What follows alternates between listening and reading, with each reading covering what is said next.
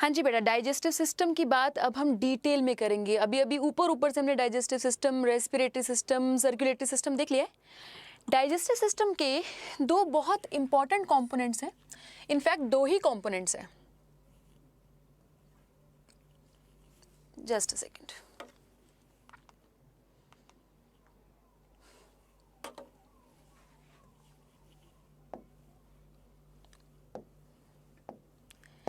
Digestive system के दो बहुत ज़्यादा इंपॉर्टेंट कंपोनेंट्स हैं। अभी तक हमने बात किया है, रेस्पिरेटरी सिस्टम की बात हो गई, डाइजेस्टिव सिस्टम की बात हो गई, ऊपर ऊपर से सर्कुलेटरी सिस्टम की बात हो गई ऊपर ऊपर से, ठीक है। अब हम डिटेल में जाएंगे डाइजेस्टिव सिस्टम के। डाइजेस्टिव सिस्टम के दो कंपोनेंट्स हैं बेटा।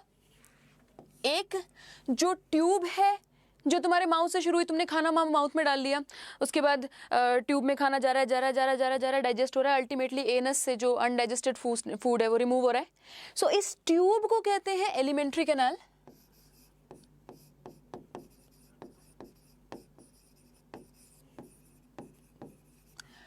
और इसके साथ में जो ग्लैंड्स लगे हुए हैं, अब देखो तुम्हारी एलिमेंट्री कैनाल के साथ लिवर अपना बाइल डालने के लिए रखा हुआ है, पैंक्रियाज अपने जूस डालेगी, सलाइवरी ग्लैंड्स अपने जूस डालेगी। अब खाना यहाँ पे नहीं जा रहा है, ऐसे नहीं है कि खाना कह रहा है आज तो मेरा बहुत ही मन कर रहा है तो चलो मैं लीवर में चला जाता हूँ, ऐसे नहीं है। वो उसमें एलिमेंट्री कैनाल में ही रहेगा।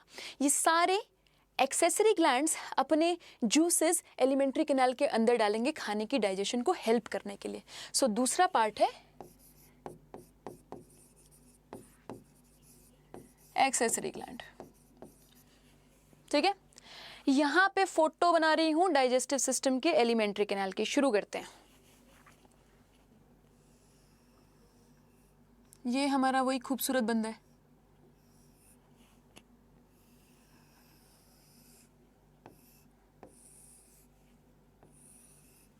देखो एलिमेंट्री कैनाल की स्टार्टिंग है माउथ से,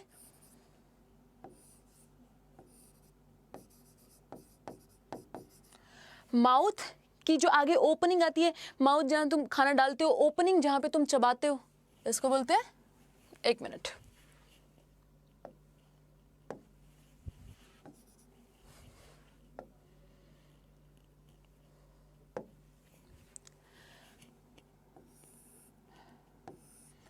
बकल कैविटी। अब क्या है, हमारा रेस्पिरेटरी सिस्टम और हमारा डाइजेस्टिव सिस्टम काफ़ी कुछ बहुत पास पास होता है। तो देख लेते हैं एक बार, स्टार्टिंग दोनों की देख लेते हैं तो तुम्हें आगे की क्लासेस में हेल्प हो जाएगी, ठीक है। रेस्पिरेटरी सिस्टम यहाँ से शुरू कर गया, ये जो ओपनिंग है नॉस्ट्रल, इसका डाइजेस्टिव सिस्टम से कोई भी लेना देना नहीं है, ये बात याद रखो। कोई भी खाना नाक से नहीं खाएगा, ये सोच के डाइजेस्टिव सिस्टम का पार्ट है। It's a separate system, but दोनों क्योंकि बहुत पास पास है तो मैं सोचूं साथ में बना लें। यहाँ की जो कैविटी है नेजल कैविटी, ये दोनों कैविटीज यहाँ जाके ज्वाइन कर जाती हैं बेटा। That means there is a common passage जहाँ से तुम्हारा खाना भी जाएगा और जहाँ से तुम सांस लोगे तो हवा भी जाएगी। इस कॉमन पैसेज को बोलते हैं फेरिंक्स। सो खाना माउथ से अंदर गया, इस कैविटी में आया जिसे बकल कैविटी कहते हैं, बकल कैविटी से नीचे गया, फेरिंक्स में आया, फेरिंक्स से नीचे जाके अब यहाँ से एयर भी जाएगी, देखो नॉस्ट्रल से नेजल कैविटी में, फिर फेरिंक्स में एयर और फूड दोनों फेरिंक्स में आएगा। सो फेरिंक्स को मैं कह सकती हूँ common passage for food and air है। ये एग्जाम्स में आ चुका है question, common passage for food and air is pharynx, ये बात याद रखनी है, ठीक है। अब फेरिंक्स के आगे दो रास्ते होने चाहिए, क्योंकि अभी हवा को भी जाना है और खाने को जाना है, एक साथ तो एक जगह तो जाएंगे नहीं, वो अलग अलग जगह जाएंगे। तो फेरिंक्स आगे जाके यहाँ पे ब्रेक डाउन हो जाता है दो ट्यूब्स में, ठीक है। एक आगे ट्यूब जिसे तुम टच कर सकते हो, यहां से हाथ लगा के, दिख रही है, एक ऊबड़ खाबड़ सी ट्यूब है। कौन है ये? खाना नहीं जाता तुम्हारे यहाँ से। जब हम किसी को जान से मारने की कोशिश करते हैं, ये दबा के मारने की कोशिश करते हैं ना, सांस जाती है यहाँ से। ये रेस्पिरेटरी सिस्टम का पार्ट है, ये ट्रैकिया है, not a part of digestive system. So digestive system कहाँ से? माउथ से होता हुआ, बकल कैविटी से होता हुआ, फेरिंक्स से होता है, ये पीछे वाले ट्यूब में स्टार्ट हो जाएगा, यहाँ पे खाना जाएगा जिसे हम कहेंगे ईसोफेगस, ठीक है। ये ईसोफेगस अभी नीचे कैविटी में पहुंच गया, बॉडी कैविटी शुरू हो गई, खाली ड्रम शुरू हो गया। ऊपर कौन सी कैविटी आई? थोरैसिक कैविटी आई। थोरैसिक कैविटी को क्रॉस करेगा ये, फिर इसके रास्ते में कौन आएगा? डायाफ्राम। डायाफ्राम को भी क्रॉस करेगा ये, डायाफ्राम को चीरता हुआ नीचे जाएगा और यहाँ पे स्वेल हो जाएगा। पहला बहुत ही स्वोलन और मोटा सा पार्ट आ गया एलिमेंट्री कैनाल का, जिसको हम स्टमक कहते हैं।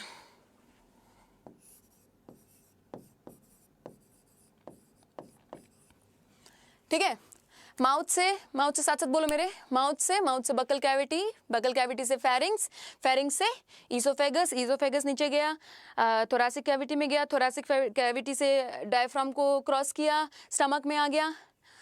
स्टमक आगे जाके इलोंगेटेड पोर्शन बनाएगा जिसे स्मॉल इंटेस्टाइन कहते हैं। तो स्टमक से फूड स्मॉल इंटेस्टाइन में मूव करेगा। अभी स्मॉल इंटेस्टाइन यहाँ बनाने की जगह नहीं है, यहाँ पे आप शुरू कर देते हैं। चलो मान लो ये हमारा डायफ्राम था, यहाँ पे क्या बना देते हैं हम दोबारा से? स्टमक। स्टमक आ गया। स्टमक यहाँ से स्टार्ट करेगा स्मॉल इंटेस्टाइन को। स्मॉल इंटेस्टाइन के 3 पार्ट्स हैं, ये याद रखना है।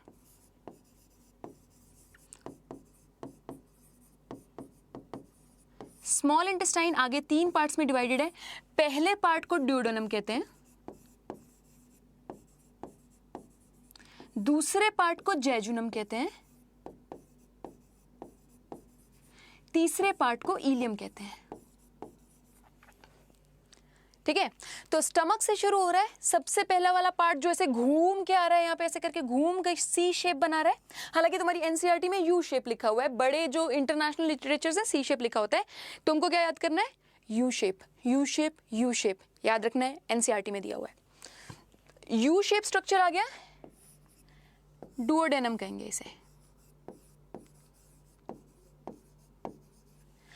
Duodenum will move down, then jejunum will be formed, ileum will be formed. बहुत पतली और लंबी सी ट्यूब है intestine, so I'm just making it like that.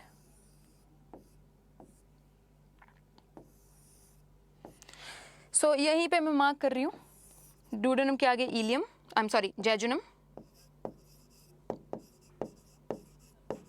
Jejunum के आगे ilium.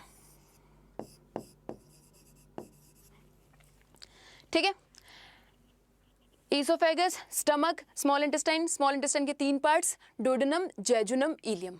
Duodenum, jejunum, ileum. Duodenum का नाम इसलिए डुओडेनम है, पता नहीं कौन सी भाषा में डुओडेनम का मतलब होता है 12। तो अगर तुम 12 फिंगर्स लेते हो ना, एक के ऊपर ऐसे, जैसे 8 तो ये हो गई, एक और रख दो तो 12 फिंगर्स होगी, तो डुओडेनम की लेंथ बन जाती है। सबसे छोटा पार्ट है ये स्मॉल इंटेस्टाइन का। ठीक है, जेजुन और इलियम बहुत ही लंबे पार्ट्स हैं, अराउंड 6 मीटर के हैं। ओके, जिंदा आदमी में 6 मीटर के हैं, मरे हुए आदमी में और भी ज्यादा है। स्मॉल इंटेस्टाइन आगे जाके जुड़ती है लार्ज इंटेस्टाइन से। मान लो ये स्मॉल इंटेस्टाइन यहाँ पे खत्म हुई, यहाँ पे लार्ज इंटेस्टाइन बननी शुरू हो जाती है। लार्ज इंटेस्टाइन ये मोटी मोटी मोटी ऐसे जा रही है। लार्ज इंटेस्टाइन यहाँ पे, देन लार्ज इंटेस्टाइन यहाँ पे, देन यहाँ पे, और अल्टीमेटली घूम फिर के यहाँ पे। ओके, लार्ज इंटेस्टाइन के बहुत सारे पार्ट्स हैं। रुक जाओ, मैं लिखने की जगह बना ले पहले, फिर लिखते हैं। ये वाला रब कर रही हूँ, इतना हो गया ना, दिमाग में बैठ गया ना। चलो,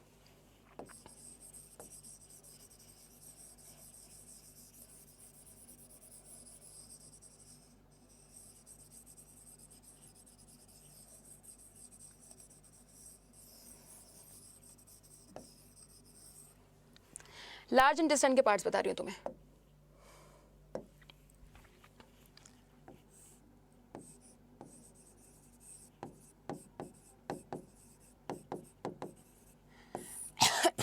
तीन पार्ट्स है। सबसे पहले जैसे स्मॉल इंटेस्टाइन जहाँ से खत्म हुआ है ना, तो यहाँ पे एक पाउच लाइक स्ट्रक्चर बना है ऐसे करके, उसकी एक ऐसे फिंगर लाइक प्रोजेक्शन है, इसको कहते हैं सीकम। सीकम, ठीक है। ये जो फिंगर लाइक प्रोजेक्शन है इसको कहते हैं वर्मीफॉर्म अपेंडिक्स। सो वर्मीफॉर्म अपेंडिक्स जो है वो इस जो ये गोला सा है सीकम, उसके नीचे एक फिंगर लाइक प्रोजेक्शन है। तो पहला पार्ट स्मॉल इंटेस्टाइन का आ गया सीकम, ठीक है। सीकम से ऊपर जितना ये वाला पार्ट है ना बेटा, ये वाला जहाँ पे मैं अभी लाइन बना रही हूँ, ये वाला पार्ट, ये वाला पार्ट, इसको कहते हैं कोलोन। क्या कहते हैं? कोलोन। अब कोलोन के भी 3 पार्ट्स हैं, इतना ड्रामा नहीं है, जहां पे जा रहा है उसके हिसाब से नाम है। देखो ये वाला नीचे वाला सीकम लिख दूं, कोई दिक्कत नहीं है। स्मॉल इंटेस्टाइन के आगे सीकम, फिर कोलोन। अब क्योंकि ये मटेरियल यहां से ऊपर ऊपर ऊपर जाएगा तो इसको बोलते हैं असेंडिंग कोलोन। ऊपर जाना, जहां से मटेरियल ऊपर जा रहा है इसको बोलते हैं असेंडिंग कोलोन। लिख देते हैं।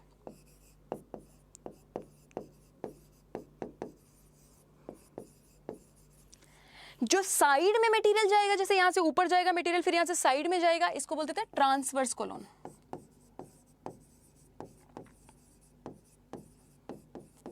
जो मटेरियल नीचे जाएगा इसको बोल देंगे, नीचे जाना क्या होता है? डिसेंड करना, डिसेंडिंग कोलोन। बच्चों मेरी राइटिंग इतनी खूबसूरत नहीं है, इतने 4 चांद नहीं लगाती मैं राइटिंग में, कोशिश करूंगी इसको और बेटर करने की, ठीक है। अभी देखो क्या बात हुई है। लार्ज इंटेस्टाइन में पहले सीकम, फिर कोलोन, कोलोन के 3 पार्ट्स असेंडिंग, ट्रांसवर्स, डिसेंडिंग, ठीक है। लास्ट पार्ट जो यहाँ पे आ गया इसको बोलते हैं रेक्टम। रेक्टम में फीकल मटेरियल, फीकल मटेरियल क्या होता है कॉमन भाषा में? पूप, ओके। जाके वहाँ पे स्टोर हो जाती है, रेक्टम में जाके स्टोर हो जाती है और अल्टीमेटली इस ओपनिंग से पुश आउट हो जाती है। इस ओपनिंग का नाम क्या है? एनस। सो लार्ज इंटेस्टाइन के 3 पार्ट्स कौन से हो गए? सीकम, कोलोन, कोलोन के आगे 3 पार्ट्स और फिर यहाँ पे rectum, where fecal matter is stored ultimately open through anus. Tube खत्म हो गई बेटे, एक्सेसरी ग्लैंड नहीं बने बट ट्यूब खत्म हो गया। अब चलो साथ में रिवाइज करेंगे, ट्यूब को दोबारा से रिवाइज करेंगे। चलो स्टार्ट करते हैं, स्टार्ट करें। ओपनिंग माउथ, कैविटी चबाते हैं जिसमें चबा डालते हैं सारी चीज़ों को, बकल कैविटी, उसके बाद जहाँ गटकते हैं, गाना गटक के कहाँ जाता है? फेरिंग्स, फेरिंग्स से नीचे अब सेपरेट राहें सेपरेट हो गई, हवा की राह सेपरेट, खाने की राह सेपरेट हो गई है, तो खाने वाली राह को क्या बोलेंगे? एसोफेगस। एसोफेगस आगे जाके फूल जाएगी, मोटी हो जाएगी, एकदम से कहेगी बेटा मैं तो ऐसे ही होंगी, वो क्या बनेगा? स्टमक। स्टमक से फिर से पतला होएगा, पतली सी ट्यूब बनेगी, पतली सी बहुत ही मुड़ी हुई ट्यूब बनेगी। स्मॉल इंटेस्टाइन, स्मॉल इंटेस्टाइन के 3 पार्ट्स, डुओडेनम, जेजुनम और इलियम। इलियम को याद करो एग्जिट से, हालांकि एग्जिट ई से होता है, इलियम आई से होता है, बट सुनने में तो ई जैसा ही लगता है ना, तो इलियम एंड में आएगा, जेजुनम बीच में आएगा, ठीक है। फिर आएगा colon, large intestine. Large intestine में पहला बैग लाइक स्ट्रक्चर सीकम, उसके नीचे उंगली, वर्मीफॉर्म अपेंडिक्स, देन ऐसे मोटी सी पाउच सी ट्यूब जा रही है, असेंडिंग कोलोन, फिर साइड में जा रही है, डिसेंडिंग कोलोन, फिर नीचे जा रही है, ट्रांसवर्स कोलोन, फिर डिसेंडिंग कोलोन, फिर यहाँ पे रेक्टम, रेक्टम की ओपनिंग एनस। कोई बच्चा आज के बाद ये इंफॉर्मेशन नहीं भूलेगा, मैं बार बार पूछूंगी, मुझे सही आंसर चाहिए इस सीक्वेंस के। हो गया एलिमेंट्री कैनाल वाला पार्ट हो गया। अब करते हैं एक्सेसरी ग्लैंड्स। एक्सेसरी ग्लैंड्स में आगे 3 पार्ट्स हैं, रुक जाओ अपना थोड़ा सा क्लियर कर लेते हैं। ये आई होप तुम लोगों को डायग्राम तुमने अपने दिमाग में और पेपर पे बिठा लिया है, अब मैं इसको रब कर रही हूँ ताकि आगे पढ़ा सकूँ। ओके चलो,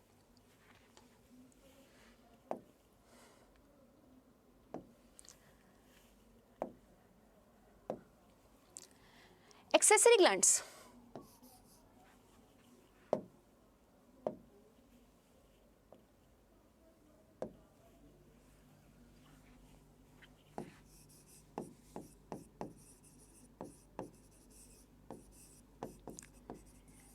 तीन पार्ट्स एक्सेसरी ग्लैंड्स के।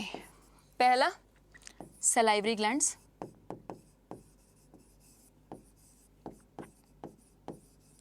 दूसरा लिवर,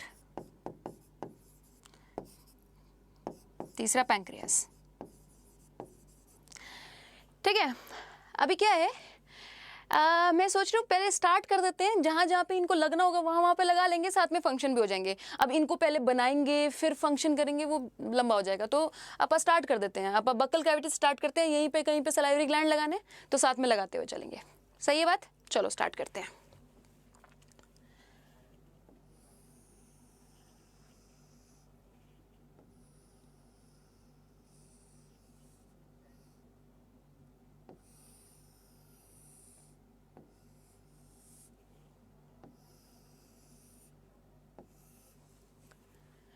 पहला पार्ट आ गया एलिमेंट्री कैनाल का, फूड अंदर जाएगा, इस प्रोसेस को कहते हैं इंजेशन। देखो जितना तुम्हारा न्यूट्रिशन है, न्यूट्रिशन खाना खाने को बोलते हैं, मतलब खाना खाने को नहीं बोलते हैं, बेसिकली बॉडी को न्यूट्रिशन चाहिए होता है, उस पूरे प्रोसेस को प्रोसेस ऑफ न्यूट्रिशन बोलते हैं। उसके कुछ स्टेप्स हैं कैसे तुम्हें न्यूट्रिशन मिलेगा। पहला स्टेप होता है इंजेशन, मतलब कि खाना मुंह में डालना। इंजेशन के बाद होता है स्टमक में जाता है, स्मॉल इंटेस्टाइन में जाता है डाइजेशन, खाना छोटे पार्टिकल्स में टूट गया, केमिकली और फिजिकली डाइजेशन हो गया। यहां से कहां पे जाता है? ब्लड वेसल में जाता है। इस स्टेप को क्या बोलते हैं?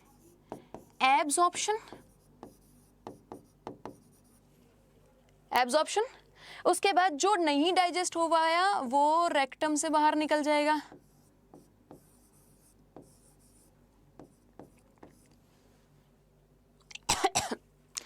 इजेशन।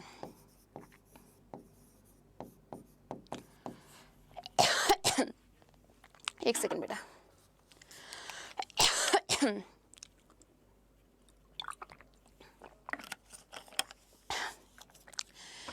न्यूट्रिशन के स्टेप्स कौन कौन से हैं? पहला स्टेप इंजेशन, दूसरा स्टेप डाइजेशन, छोटे छोटे पार्टिकल्स में टूट जाना केमिकली और फिजिकली, एब्जॉर्प्शन ब्लड में जाना, और जो नहीं टूट पाया था भैया जयराम जी बॉडी से बाहर जाओ, इजेशन। ये 4 स्टेप्स हैं। तो पहला स्टेप थ्रू माउथ इंजेशन हो जाएगा। पहले स्टेप के होने के बाद सबसे पहले तुम खाना खाते हो, तुम्हारे दांत उसके छोटे छोटे पीस कर लेते हैं, है ना। फिजिकल ब्रेकडाउन करते हैं बेसिकली टीथ। तो हम टीथ के बारे में पहले थोड़ी सी पढ़ाई कर लेते हैं। चलो स्टार्ट करते हैं।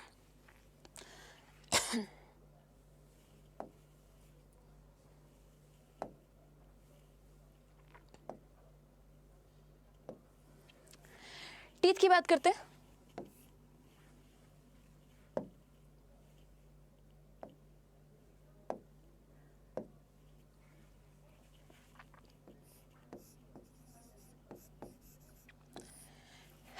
पहले देख लेते तुम्हारा टीथ बना कैसे है, फिर वो कैसे कहाँ पे कौन कौन सा टीथ लगा होता है ये बात करते हैं। देखो टीथ में अपने को क्या क्या बात करनी है।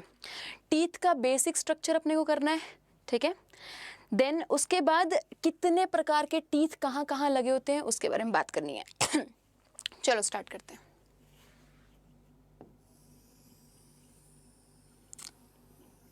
ऐसे तुम छोटे से, जब तुम छोटे थे तब से तुम टीथ का स्ट्रक्चर ऐसा देखते हुए आ रहे हो। टीथ का जो कोर होता है, जो सबसे बड़ा पार्ट होता है, उसको डेंटिन कहते हैं। ये कैल्शियम फॉस्फेट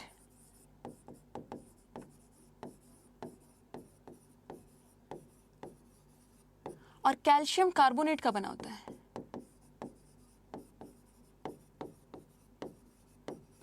ठीक है। बोन भी इन्हीं चीज़ों की बनी होती है, लेकिन बोन से कहीं ज़्यादा स्ट्रांग होता है डेंटिन, क्योंकि इसमें कैल्शियम फॉस्फेट और कैल्शियम कार्बोनेट का जो अमाउंट होता है वो पैक्ड होता है, भर भर के होता है। तो टीथ मतलब हमारा बोन से ज़्यादा स्ट्रांग होते हैं टीथ, ठीक है। मेन पार्ट आ गया डेंटिन। अभी ये तुम्हारे गम्स हैं, देखो गम्स में ऐसे टीथ अटैच होता है, ठीक है। जो गम से ऊपर बाहर निकला हुआ पार्ट है, जो तुम्हें दिख रहा है, ये व्हाइट वाला पोर्शन दिख रहा है, इसको बोलते हैं क्राउन। इस बीच वाले हल्के से पोर्शन को बोलते हैं नेक, और इस ये जो नीचे गम्स में छुपा हुआ है टीथ का पार्ट, इसको बोलते हैं रूट, ठीक है।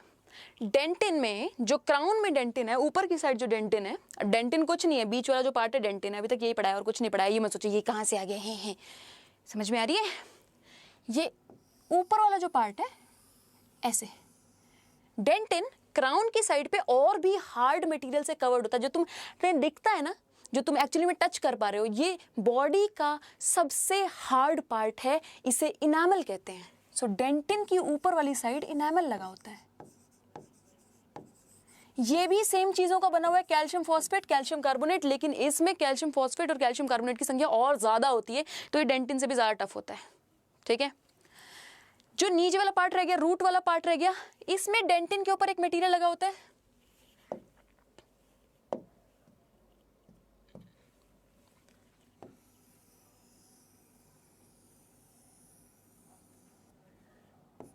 ये वाला पार्ट। ये बेसिकली गम्स के साथ टूथ को होल्ड करने के काम आता है, स्ट्रांगली होल्ड करने के काम आता है। इसको बोलते हैं सीमेंटम, नाम से ही पता चल रहा है, सीमेंट की तरह है सीमेंटम, गम्स से चिपकाने के लिए काम आ रहा है। ठीक है, अल्टीमेटली यहाँ पे कुछ ऐसे कनेक्टिव टिश्यू के फाइबर्स होते हैं जो कि टूथ को होल्ड करके रखते हैं, इनको बोलते हैं शार्पेज फाइबर्स।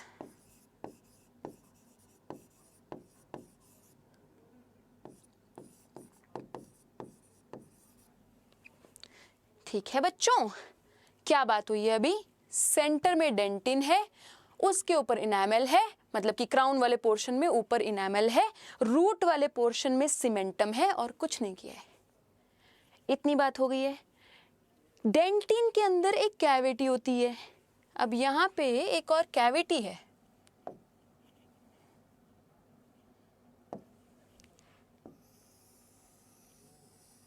ऐसे। इस कैविटी को बोलते हैं पल्प कैविटी।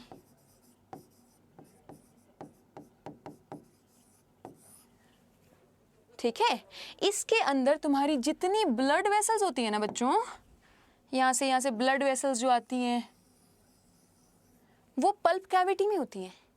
ठीक है, सो पल्प कैविटी हो गई, उसके बाद डेंटिन हो गया, उसके बाद इनामल हो गया। नीचे की साइड आए तो पल्प कैविटी होगी, उसके बाद डेंटिन हो गया, उसके बाद सीमेंटम हो गया। ठीक है, ये तुम्हारे बेसिक टूथ का स्ट्रक्चर है। अच्छा, पल्प कैविटी की ये दो रूट्स जा रही है नीचे, ये दो रूट्स जा रही हैं, ये वाली, ये कैनाल्स जा रही हैं ऐसे करके, ये पल्प कैविटी की दो कैनाल्स नीचे जा रही हैं, इन्हीं को रूट कैनाल बोलते हैं बेटा।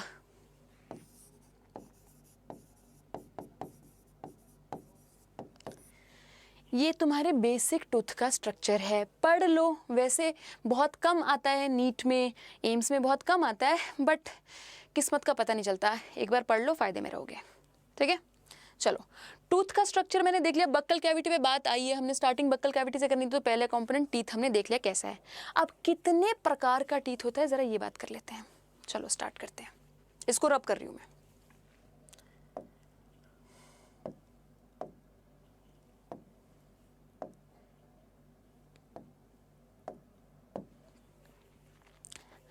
अब तुम्हें मैं ऐसे मुंह खुला हुआ किसी का दिखा रही हूँ, टीथ की पोजीशन बता रही हूँ। ये हमारी टंग हो गई, ये हमारा जॉ हो गया, यहाँ पे जॉ हो गया। अच्छा, हमारे जॉ दो होते हैं, एक ऊपर वाला जॉ, एक नीचे वाला जॉ। ऊपर वाले जॉ को मैग्जिला बोलते हैं, ये बात हमने याद रखनी है। मैं जब ह्यूमन बॉडी की कुछ टर्म्स बात करूंगी तो तुम्हें वो दिमाग में बिठानी है टर्म्स साथ साथ में। ठीक है, ये नहीं कि यार ये तो इस टॉपिक का है नहीं, चलो छोड़ो। इसको बोलते हैं मैग्जिला, इसको बोलते हैं मैंडिबल। ठीक है, अपर jaw maxilla, lower jaw mandible. तो मैं अभी लोअर जॉ दिखा रही हूँ, मैंडिबल दिखा रही हूँ, मैंडिबल पे लगे हुए टीथ दिखा रही हूँ। देखो, आगे के ये चार दांत होते हैं जिनसे हम जैसे एप्पल लिया काटते हैं, जो आगे वाले दांत काटने वाले जो तीखे हैं, बिल्कुल चाकू की तरह तीखे हैं, ये चार टीथ हैं यहाँ पे।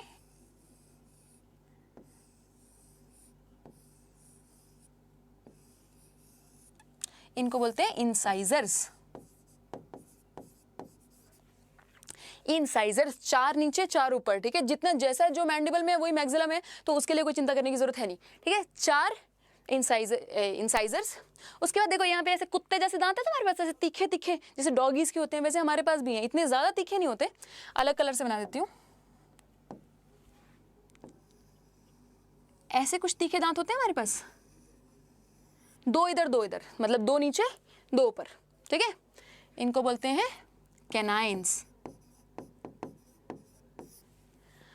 उसके बाद थोड़े मोटे मोटे से दांत शुरू हो जाते हैं। पहले दो को बोलते हैं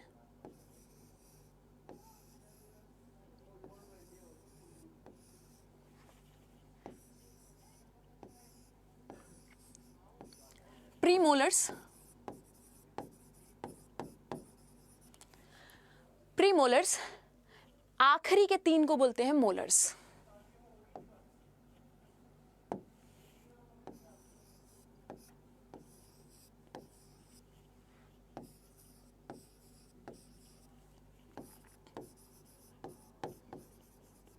हैं बच्चों? कितने दांत हो गए जरा गिन के बताओ तो, सिर्फ नीचे नीचे वाली साइड गिन के बताओ प्लीज, मेरा मैथ्स थोड़ा सा कमजोर है। पहले यहाँ पे 4 दांत हैं, इंसाइजर्स, 4 यहाँ पे हो गए, उसके साइड में एक इधर कैनाइन हो गया, ठीक है, 6 दांत हो गए। उसके बाद प्री मोलर हो गए, 2 इधर 10 हो गए, 10 हो गए। उसके बाद मोलर्स 3 इधर 16 हो गए। 16 दांत मतलब तुम्हारे नीचे लगे हुए हैं तो 16 ही ऊपर लगे होंगे। 16 बिलो, 16 अप, 16 + 16 32। तभी कहते हैं 32 ही मत दिखाओ, क्या को, क्योंकि 32 दांत होते हैं। टोटल टीथ हमारे पास कितने हैं? 32। उसमें से 16 मैक्सिला पे लगे, मैक्सिला मतलब अपर जॉ, और 16 मैंडिबल पे लगे हैं। मैंडिबल मतलब लोअर जॉ। 32 ही पूरी हो गई अपनी, ठीक है। एक बात तो अपने ये याद रखनी है, ठीक है। दूसरा बात, यही बात जो तुम्हें मैंने एग्जैक्टली बताई है ना, इससे हमने एक चीज बनाई है जिसको हम डेंटल फॉर्मूला कहते हैं। बिल्कुल एग्जैक्टली जो इंफॉर्मेशन तुम्हारे पास है उसी से बन जाएगी, कुछ अलग से नहीं है। हर एक जॉ को अगर मैं बीच से डिवाइड कर दूं बच्चों, बीच से डिवाइड कर दूं, तो इस साइड पे मान लो सिर्फ एक साइड ले लेती हूं, एक नीचे वाला जॉ लिया, नीचे वाले जॉ का भी आधा ले लिया मैंने। क्या है मेरे पास? 2, ये वाला और ये वाला, incisor, 1 canine, 2 incisor, 1 canine, 2 premolar और 3 मोलर। सही है? 2 1 2 3, हाफ को ले रही हूं मैं। ये ह्यूमन डेंटल फॉर्मूला है, मतलब ये नहीं, इससे ह्यूमन डेंटल फॉर्मूला बना देते हैं हम। अगर मैं इसको बाय ये लिख दूं तो ये ह्यूमन डेंटल फॉर्मूला बन जाता है।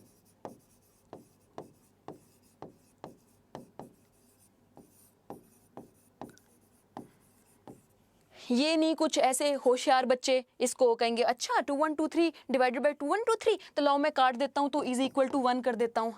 ऐसा कोई बेवकूफ बच्चा नहीं करेगा बिल्कुल भी। ह्यूमन डेंटल फॉर्मूला का मतलब ये है कि अगर मैं 1/4 ऑफ द टीथ ले लूं यहाँ पे तो ये 2 1 2 3 होते हैं, और उसी चीज को लाइन डाल के दोबारा से 2 1 2 3 लिख दो तो ये ह्यूमन डेंटल फॉर्मूला बन जाता है। 8 दांत यहाँ पे, 8 ऑफ कोर्स आधे 8 ही होने चाहिए, मतलब अगर मैं इसको डबल कर दूं तो 16 हो जाएंगे, है ना। इसको डबल कर दूं तो 16 हो जाएंगे, इसको डबल कर दूं 16 हो जाए, 16 16 ऐड कर दूंगी तो 32 हो जाएंगे। याद रखना है एडल्ट का डेंटल फॉर्मूला क्या है। ह्यूमंस में क्वेश्चन आ चुका है नीट में बहुत बार, 2 1 2 3 बाय 2 1 2 3। इसको रट लेना है, तुम्हें एक एग्जाम में ऑप्शन जरूर आएगा इसका 2 1 3 2। कोई बच्चा जो मुझसे पढ़ के गया 2 1 2 3 2 1 3 2 नहीं करके आएगा, नहीं तो ऐसी मार खाएगा ना। 2 1 2 3 बाय 2 1 2 3, 2 1 2 3 बाय 2 1 2 3 याद रखना है, ठीक है। अच्छा, नेक्स्ट क्लास में हम लोग एक बार बच्चों का, इन्फेंट्स का और डेंटल फॉर्मूला कर लेंगे। आ जाता है कभी कभी पूछ लेते हैं, या फिर जितने तुम्हारे इंस्टीट्यूट्स हैं अगर तुम किसी की टेस्ट सीरीज ले रहे हो तो उनके सैंपल क्वेश्चंस में आते हैं, तो फिर तुम देख के डर जाते हो हमने तो एडल्ट का किया था, बच्चों का क्या होगा। नेक्स्ट क्लास में करते हैं। Thank you so much for watching, thank you.